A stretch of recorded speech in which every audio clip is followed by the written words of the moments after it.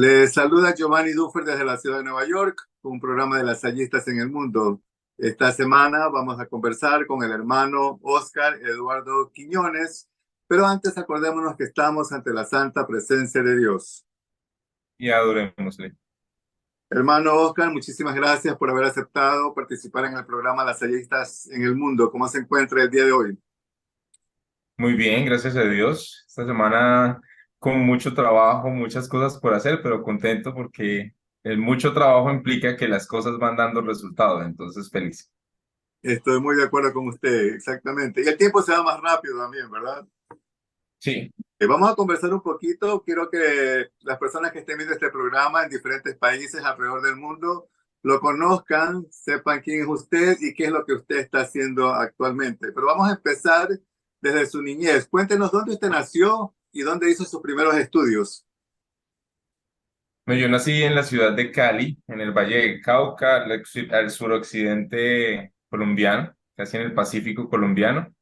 Mi familia es nariñense, de la costa pacífica nariñense. Empecé mis estudios en el Leonístico, un colegio de Cali para niños más o menos acomodados, porque yo viví, durante mis primeros años viví con mis padrinos, entonces ellos en parte sortearon esa parte de mi educación. Después, al irme a vivir con mi mamá ya propiamente, estudié en un colegio cerca a mi casa, en ese entonces el barrio El Diamante. El colegio se llamaba Instituto Ravel, si mal no recuerdo. Y por esos trasegares de la vida, mi mamá pues consiguió su casita y llegamos a un barrio que se llama Talanga. Y era pues una obra nueva, no había absolutamente nada por ahí. Hice un corte en mi proceso de estudio porque el lugar, la zona donde estaba, donde se empezó a hacer la urbanización o el barrio, estaba muy retirada de la zona urbana. Entonces no había transporte todavía. Entonces fue un caos para mi mamá y nos tocó hacer un corte hasta que se inició la urbanización Compartir y la Fundación Compartir en Cali empezó a construir el colegio que actualmente se llama Compartir. Ese colegio se lo entregaron a la diócesis, a la arquidiócesis de Cali, y Monseñor Isaías Duarte de Cancino, que en paz descanse, pidió a los hermanos de la Salle a encargarse de la administración y el manejo del colegio. Y entré en ese colegio en grado séptimo y ahí empezó como todo el gire en mi vida. Y ahí Ah, terminé mi bachillerato en ese colegio. entonces usted Ujú. entró allí a estudiar y desde ese momento ya usted se sintió atraído por esta vida de hermano o cómo fue el proceso, cómo usted se fue involucrando hasta llegar a ser hermano. Bueno, el colegio, cuando inició el colegio, pues realmente en esa zona hablar de la experiencia de la Salle no era algo muy común, porque las comunidades religiosas estaban más ligadas a la parroquia, a la iglesia, ¿cierto? Entonces veía las monjitas en la parroquia. La idea de un religioso que no estuviera ligado directamente a la parroquia no era algo como común. Pero los hermanos empezaron la pastoral juvenil y vocacional. Y mi mamá me obligó, porque yo era un poquito tímido, asociar quizás un poco, y mi mamá en ese afán como de que yo no me sintiera solo, de que estuviera en otras actividades, que no me fuera a meter en otros tipos de compañías, me insistió para que entrara a la pastoral, porque mis vecinas, las chicas que vivían enfrente de mi casa, estaban en la pastoral juvenil y hacían una cantidad de cosas. Entonces mi mamá, ay, qué rico que participes, que vayas, no sé qué, me insistió y entré a la pastoral juvenil en grado octavo. Y ya me encarretó todo ese cuento de las escuelas de formación, el trabajo con los niños en las mañanas juveniles, en las mañanas infantiles, la catequesis. Me fui como enamorando del cuento, me quedé ahí, tanto que mi mamá en algún momento dice, yo no sé si el error fue mío decirte que entraras a la pastoral, te vas a tener que llevar la cama, la maleta, la ropa, todo para el colegio porque ya no pasas tiempo aquí en la casa. Pero sí, Después, me encarreté mucho y eso me comprometió mucho con otras actividades en el colegio. Entonces, la perspectiva de escuela se hizo diferente. Ya no era ir a la escuela porque tengo que ir a estudiar, sino porque iba a la escuela porque me gustaba, porque me divertía, porque aprovechaba mucho el tiempo y mis amigos estaban ahí. Ah, muy bien, excelente. Entonces tenemos que agradecerle a la mamá. Sí, mi mamá es la culpable. Y después que ya usted terminó sus estudios y ya se hizo hermano de La Salle, ¿qué es lo primero que empezó a hacer? ¿Cuál fue la primera tarea que le asignaron? Cuando me hice hermano de La Salle, bueno, yo empecé mi proceso de formación en el Chocó. Fueron 2 años de postulantado en el municipio de Ismina, en Chocó, y estábamos haciendo la normal superior. Yo, la verdad, cuando yo entré a la comunidad o dije voy a ser hermano de La Salle, no estaba pensando en ser maestro. De hecho, el rol de maestro me parecía terrible. Yo veía a mis maestros en el colegio y yo decía, no, qué pereza ser como estos manes, qué cosa tan horrible todo lo que tienen que hacer. Pero la normal, el proceso de la normal superior, me generó como toda esta chispa, toda esta dinámica en función de todo lo que un maestro, todo el poder que tiene un maestro en el aula de clase, todo lo que tú puedes hacer con esas cabecitas, tanto bueno como malo, ¿no? Yo he aprendido que la palabra tiene un poder enorme, especialmente con los jóvenes, lo que tú digas puede construir o puede destruir. Entonces, todo este ejercicio de aprender a hablar, de aprender a decir las cosas, de saber cómo llegarle a los chicos, a los niños, especialmente los más chiquitos, eh, fue muy, muy interesante. Entonces, como que las primeras tareas estuvieron en función de esa formación pedagógica, ¿no? Dar clases con los niños de preescolar que era una locura, sobre todo en este municipio, porque las características de los niños son muy particulares, son niños inquietos, niños bullosos, niños hiperactivos, entonces el maestro tiene que ser un adulto niño con los niños, es una cosa muy, muy rara. Eh, entonces, es por ese lado la parte de la formación de los niños en el preescolar y en la parte del acompañamiento a los grupos juveniles en las parroquias, porque nosotros, los más jóvenes, los hermanos más jóvenes, hermanos entre comillas, acompañábamos los grupos juveniles, los grupos parroquiales que había en el municipio y que también era muy bonito porque ya no era la experiencia escolar, el trabajo que haces en la escuela, sino que ya es el trabajo con las comunidades, y es entender la pastoral desde otra perspectiva. Y tú como joven comprometido, ¿cómo invitas a otros jóvenes a que se comprometan con esta experiencia de construir sociedad, de generar cambios significativos en su misma sociedad, en su mismo contexto? Entonces, eso me resultó muy apasionante. En este proceso de verte ya como consagrado o al menos empezar ese discernimiento en función del ser consagrado, empiezas a replantearte muchas cosas en función de lo que tú tienes para hacer o para aportarle a los demás. Quizás la experiencia previa a entrar a la comunidad es un juego de niños. Uno ve toda esa experiencia del ser hermano, del ser maestro, muy como en el juego. Cuando estamos niños jugamos a ser maestros, doctores, jugamos a ser presidentes, ¿cierto? Pero cuando ya entras al proceso, cuando ya empiezas toda esa experiencia y empiezas a ver realmente la realidad, ya empiezas a plantearte cosas. Bueno, yo sí, realmente yo qué puedo hacer, yo cómo puedo transformar, yo cómo puedo decir, yo cómo me puedo dirigir, el aprender a hablar, el aprender a comunicarse con los otros y sobre todo el generar motivación. El decirle a la gente es que sí se puede hacer un cambio, es que sí se puede generar algo distinto, es que tú puedes aprovechar lo que tienes. De hecho, la perspectiva de pobreza me ha ido cambiando muchísimo en todo el proceso de ser hermano. La concepción del pobre y la pobreza en mí cambia mucho, tanto como, no como algo que tenga que cambiarse o que tenga que quitarse, como un virus en la sociedad, sino como una oportunidad, una experiencia para poder medir hasta qué punto la gente reconoce las posibilidades que tiene y las aprovecha, las utiliza para sobrevivir y para cambiar su vida, para darle sentido a la misma, ¿no? Entonces, en esos primeros años, eso fue como lo valioso del proceso de entrar a la comunidad. Distinguir hacia dónde tenía que ir, hacia dónde tenía que caminar con quiénes iba a caminar, ¿no? Porque también es el vivir en comunidad, no es una cosa sencilla. Es muy divertido cuando lo piensas iniciando.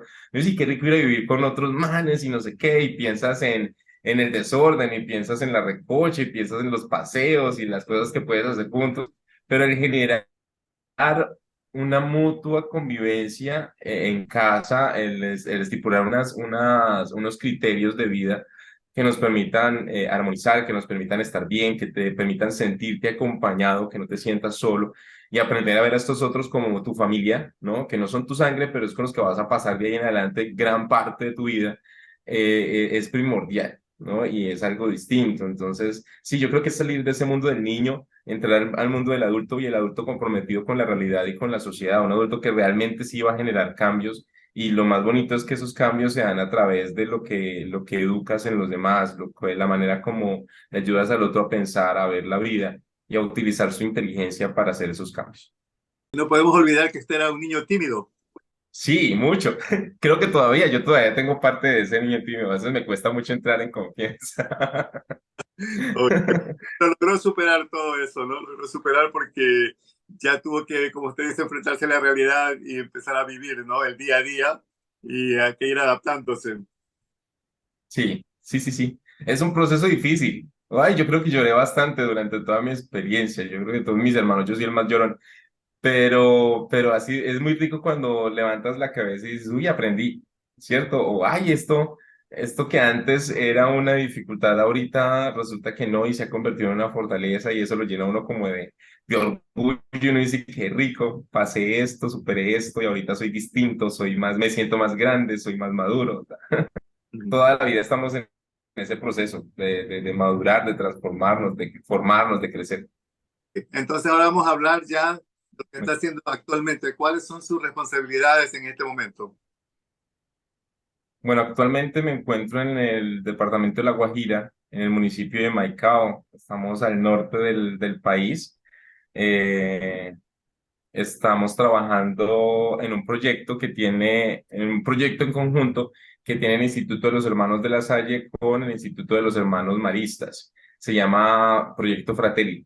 Hay dos experiencias en el mundo, una que es en el Líbano, ellos trabajan con los migrantes sirios, palestinos, y esta que inició este año propiamente aquí en Colombia con los migrantes venezolanos y los retornados colombianos.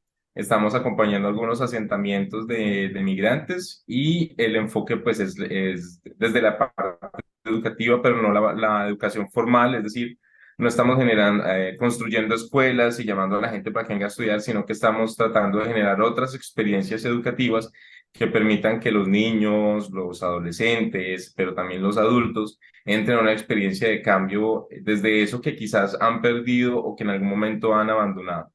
Tenemos un proyecto con tres líneas que actualmente estamos trabajando, estamos tratando de actualizar.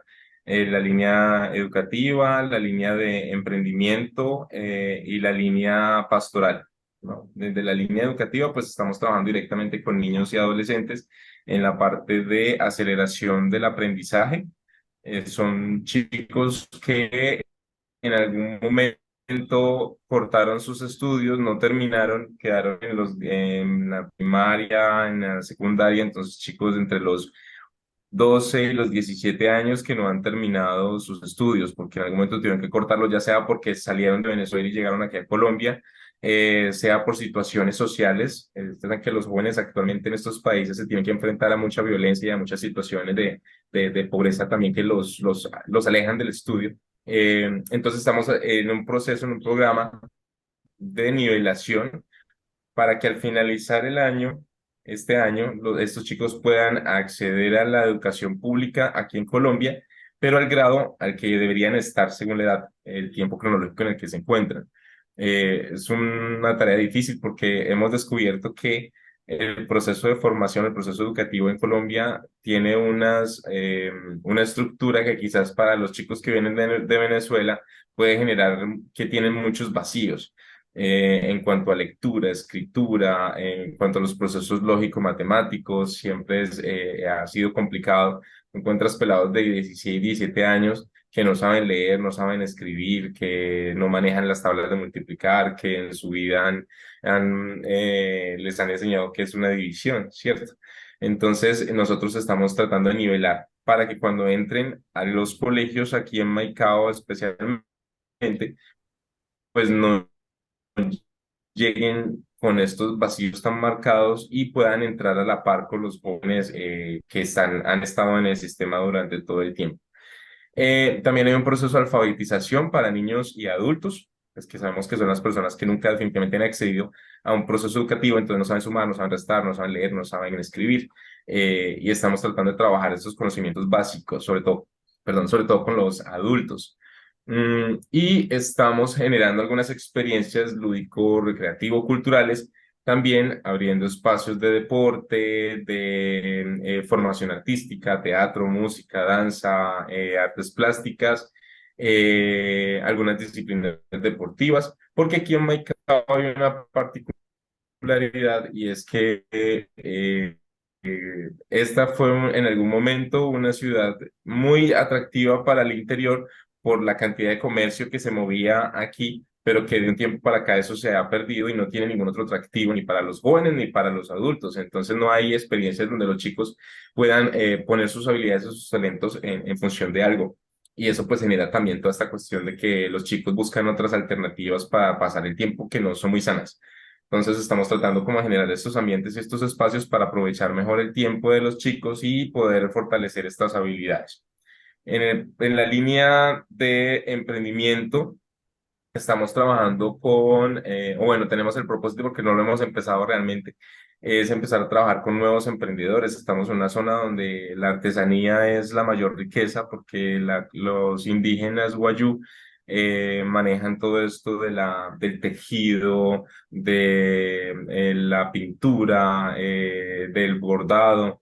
Entonces, son cosas que son muy ricas y muy atractivas, pero que en este contexto no se han sabido aprovechar de la mejor manera para que esto se convierta en una fuente de ingresos más estable que le permita tener una calidad de vida un poco más digna, ¿cierto? Se hacen y se venden para el día a día. Es decir, yo hago una mochila y en una mochila me gasto 2 días realizándola y lo que me pueden dar o lo que me van a dar por ella son 15.000 pesos. Tengo que venderla en eso porque tengo que darle de comer al muchachito, ¿cierto? Y realmente uno dice, no, eso no es el valor del trabajo de esta persona que le dedica tanto tiempo a la construcción de una sola mochila.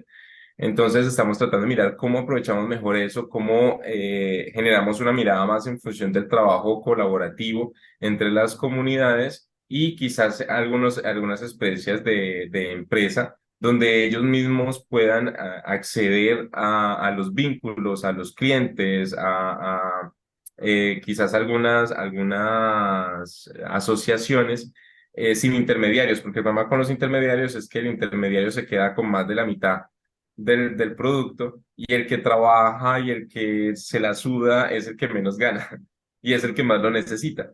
Entonces, hemos generado o vamos a generar algunas experiencias de escuela para esto también. Lo estamos trabajando también con los niños en el aprovechamiento de la tierra, ¿no? Entonces, tenemos niños que han iniciado procesos de huerta, niñas que han empezado a criar gallinas, que ponen huevos y entonces vamos a ver qué hacemos con estos huevos, los vendemos, le damos a la comunidad, qué provecho le podemos sacar a esto. Eso más como una experiencia formativa.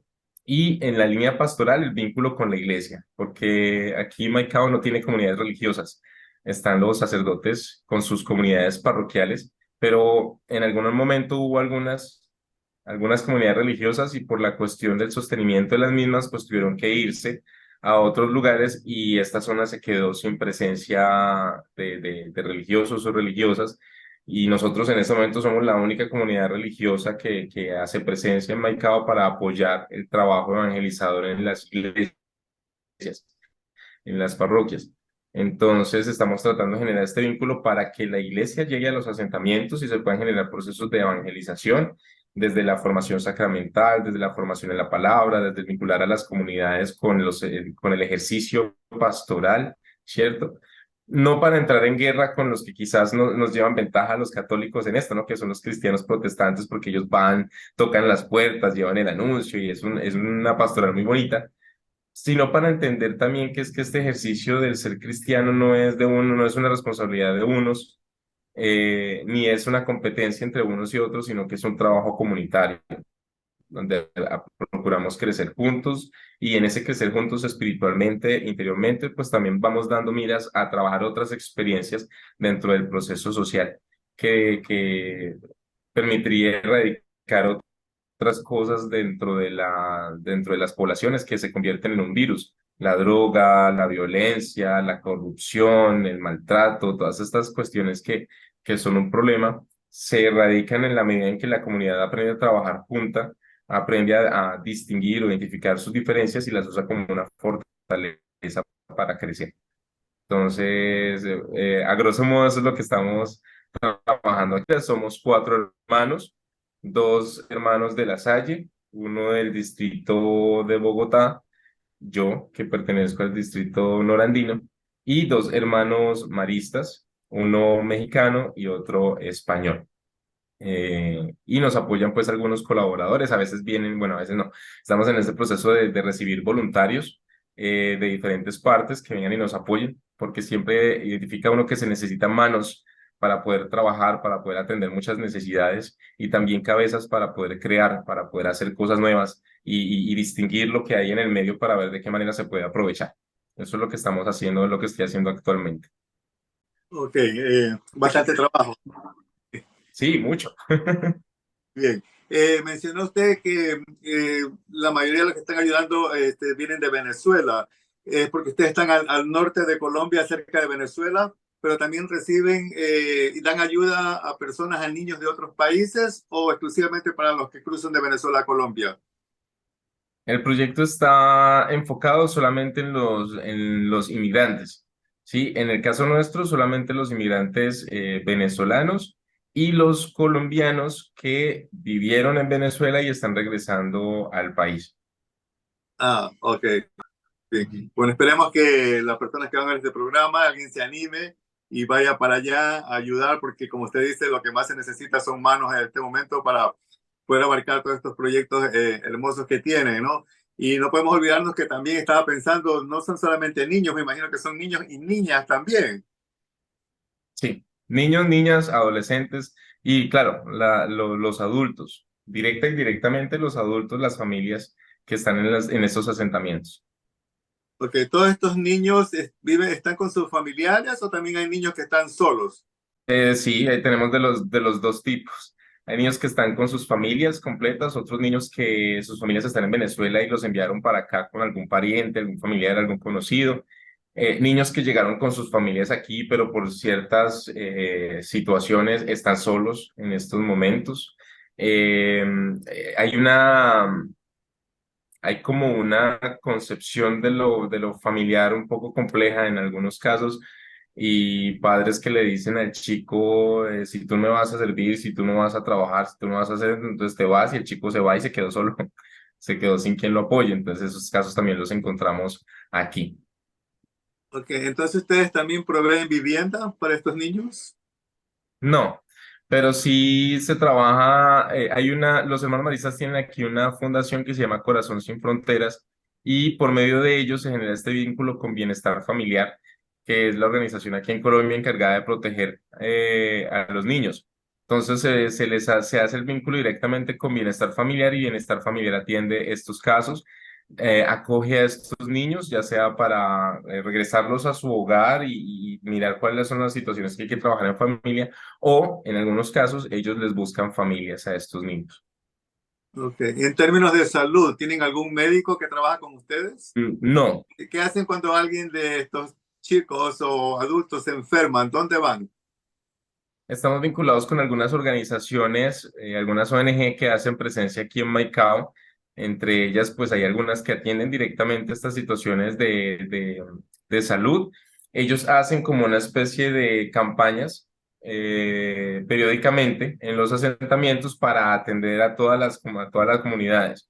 Nosotros lo que hacemos es vincular a las familias y a la gente a estas campañas para que vayan, para que se hagan atender, para que los revisen. Hay unos casos particulares, entonces buscamos directamente con las organizaciones para que ellos puedan atenderlos y ayudar. Eso ha sido una ventaja muy grande, que aquí en Maicao pues hay una presencia muy fuerte de diferentes ONG atendiendo la situación particular de los migrantes. Entonces eso es lo que hacemos. Ah, muy bien. Y como mencionó al comienzo de la entrevista, el clima allá es bastante cálido, no es caliente. Eh, Bastantes.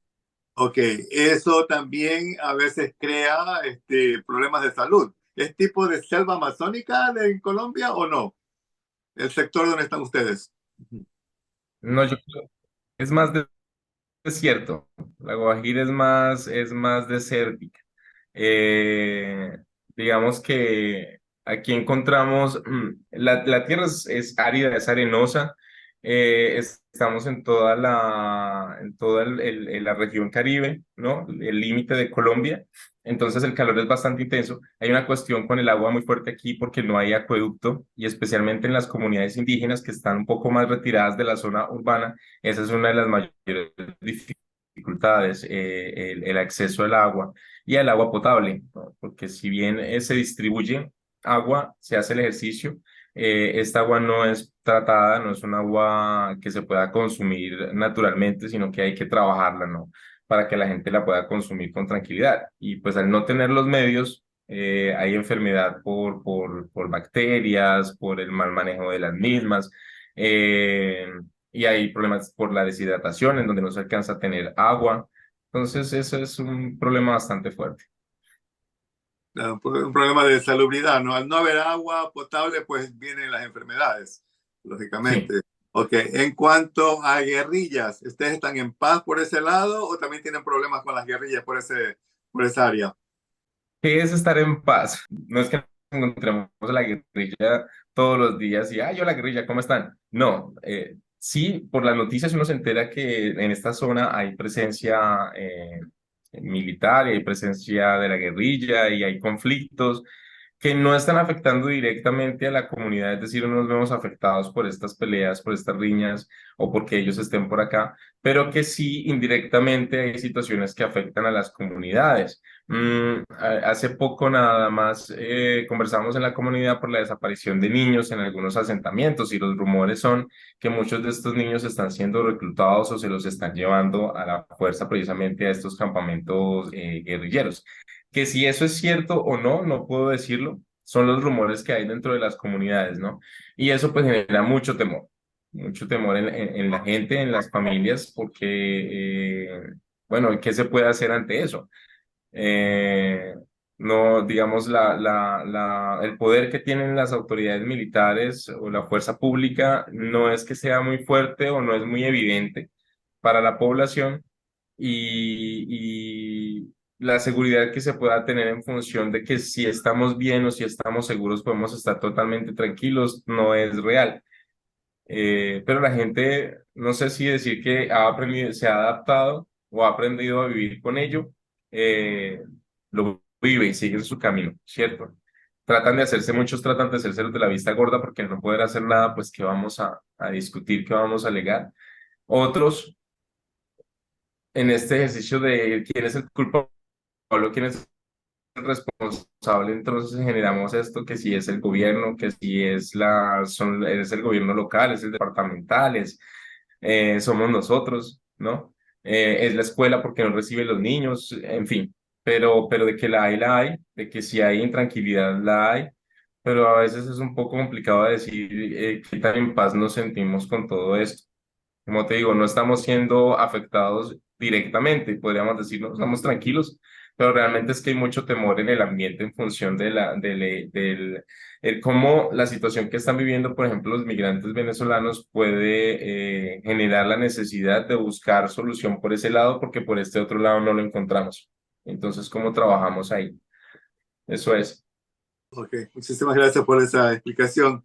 Eso es lo bueno de tener estas entrevistas, de tener este programa, de conocer personas como usted, de saber el trabajo que hacen los hermanos de la Salle, que no solamente es bonito en el salón de clases con los niños, y no, también ustedes abarcan otro tipo de necesidades, se arriesgan sus vidas a estar en sitios que son peligrosos y que no solo con la salud, en el caso de ustedes allá, también con las guerrillas y tratan de proveer mucho más allá, mucho más lejos de lo que será en un salón de clases. Habló que de todos los trabajos que hacen los niños en el campo, que ya aprenden a hacer o como criar gallinas o a cultivar productos. O sea, la labor de ustedes es mucho más extensa. Y si no hiciéramos este programa, a lo mejor no supiéramos todo lo que hacen ustedes. Así que le agradezco muchísimo el haber participado, habernos contado su historia y que sirva de inspiración para las personas que están viendo este programa y que desea ayudar también, que se pueda comunicar con ustedes, porque la ayuda siempre es necesaria, ¿no? En todo momento. Claro, no, agradecer por la oportunidad, por brindarme el espacio, por haberme tenido en cuenta. Yo creo que todos estamos tratando de aprender hacia dónde tenemos que caminar. Venimos con una tradición, con una herencia de nuestros fundadores, hablando de congregaciones religiosas, muy marcada, ¿no? Nuestro fundador inició algo, empezó este proceso y hemos caminado en función del proceso que él creó, pero la misma realidad nos ha ido mostrando que quiere haciendo cosas nuevas, que nuestro apostolado también tiene que fijarse en otro tipo de experiencias, que los procesos educativos cambian, también se transforman y en esa medida, pues hacia dónde vamos a apuntar y qué es lo que tenemos para poder también entrar dentro de esas dinámicas que nos está exigiendo la misma realidad. Entonces, sí, es un desafío, pero es un desafío para todos, para nosotros los hermanos, para los seglares que trabajan con nosotros, para las personas que ven tu programa, porque no es solamente ver el programa, sino que es decir, bueno, a mí me parecería interesante y se me ocurren muchas cosas que puedo hacer en relación a lo que ellos están haciendo, cómo puedo aportarles esté o no esté presente en la experiencia, ¿cierto? Entonces, eso es lo valioso de todos estos procesos. Esta también es una manera de educarnos todos en ese proceso de servicio, ese trabajo cooperativo que debe haber en el mundo en función de todas las realidades que estamos viviendo. Muchísimas gracias. ¿Algún mensaje que le gustaría dar a las personas que lo van a escuchar en este programa? Bueno, quizás invitarlos a conocer esta experiencia, este proceso que vivimos los hermanos de la Salle y los hermanos maristas en el mundo, ¿no? Como decía al principio, esta es una experiencia en el Líbano, tenemos otra y estamos en la expectativa de ver qué otros proyectos Fratelli se pueden abrir en el mundo donde haya esa necesidad. El proyecto Fratelli es una experiencia con los inmigrantes y sabemos que la migración en todo el mundo se da, en todo el mundo se ve y hay mucho que atender desde ahí. Eh, Se necesitan manos en todo el mundo para trabajar. Lo que podamos hacer, lo que podamos aportar, lo que podamos generar para ayudar a estas familias. No les digo que vamos a erradicar la pobreza, porque el mismo Evangelio Jesús dice, a los pobres siempre los tendrán. Pero sí es cómo podemos ayudar a las personas a ver la vida como una oportunidad y no como una tragedia y cómo podemos ayudar a la gente a identificar sus talentos, sus virtudes, sus habilidades, para que éstas sean su herramienta para superar la misma vida, para superar estas adversidades que estamos viviendo, ¿no? Entonces, es invitarlos a vincularse a todas estas experiencias, acercarse a la iglesia, no solamente para rezar o para orar, si yo tengo esta mano y con esta mano puedo hacer algo que necesitan que haga. Esa es la invitación que les haría a quienes deseen venir y compartir con nosotros una experiencia de voluntariado. Nuestras puertas están abiertas para compartir y para recibir a todo el que quiera ir a trabajar con nosotros y especialmente con estas comunidades. Bueno, hermano, que ha sido un placer haberlo conocido. Que Dios lo bendiga. Muchísimas gracias por todos estos servicios que usted está prestando a esas comunidades tan necesitadas.